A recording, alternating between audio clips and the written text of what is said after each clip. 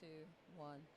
So we've come to the conclusion of the 2024 Democratic National Convention here in Chicago, Illinois at the United Center.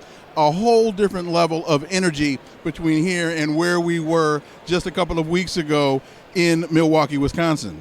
I mean, Dr. Wilmer, it just feels like a lifetime has passed since we experienced RNC in Milwaukee, which at the time we thought was a pretty organized convention. Mm-hmm. It was neat, it was organized, it was quite contained. We didn't really get a chance to bump into many politicians or policy leaders, as like we did here in Chicago.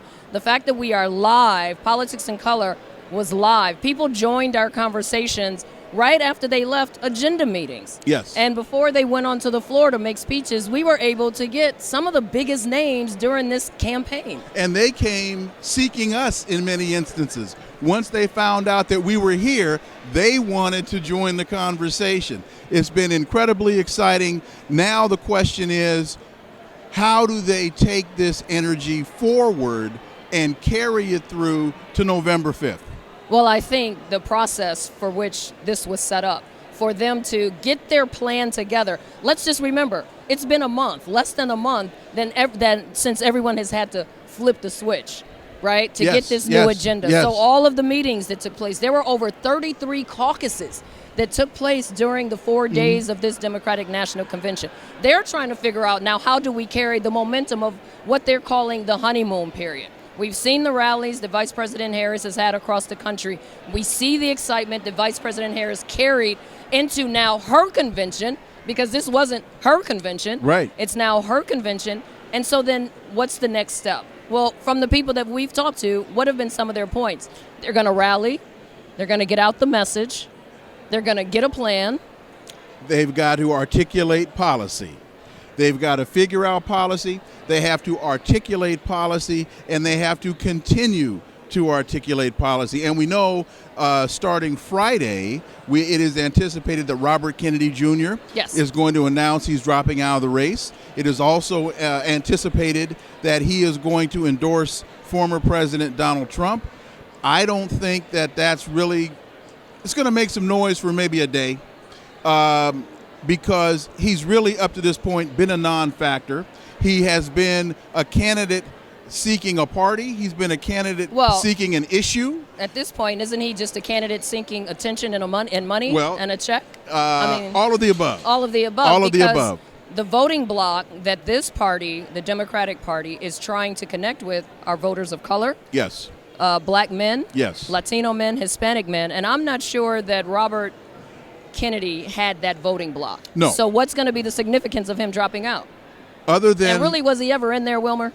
Not as far as I could discern. 5% maybe at his height. Mm-hmm. So no, I don't think he was ever a factor. I think this is going to be more hype and more PR. I think the MAGA machine is going to try to make this or spin this into a significant issue. But again, that spin is going to last for a day. We're going to get nauseous from it, and then we're going to move on. I think something else that came out of this week, which was quite positive, was the focus on Project 2025.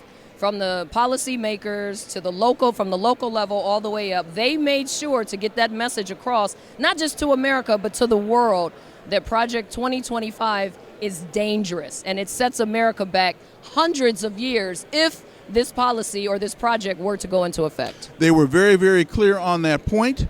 In fact, what's ironic is how many of the Trump officials, many of whom helped to write and orchestrate it, are now running from it, denying any. Now, how it's almost 1,000 pages to deny, isn't it? It's almost 1,000 pages to deny, and we don't know how they can form their lips to now try and deny it. But with that being said... Sorry, the other thing that came out of this week, this historic moment, was Michelle Obama's speech. Oh, that was phenomenal. What she did, and the words that she used, and how she put her foot in it, as we would say, is something that will go down in American history. She is not a president. She was not a vice president. She was a first lady, and now she almost holds as much likeness and power to her husband, the 44th if not president, more so. if not more, the historic 44th president, Barack Obama. Those are my takeaways from the week. It was amazing. Great to work with you again. A pleasure. And we're going to be doing that again soon. You make sure that you stay with us and you continue to join the conversation across all of our social media handles. We're on digital at YouTube at Politics in Color. Find us on Instagram at Politics in Color. Find us across social media, and you can find the interviews that Wilmer and I have done this week, as well as the RNC. That's and we've it. got more coming, so make There's sure a you lot stay more with coming us. from the Democratic National Convention 2024 at the United Center I'm Derek in Kennedy. Chicago. I'm Wilmer Leon. Thank you all for joining the conversation. Until next time. Go vote.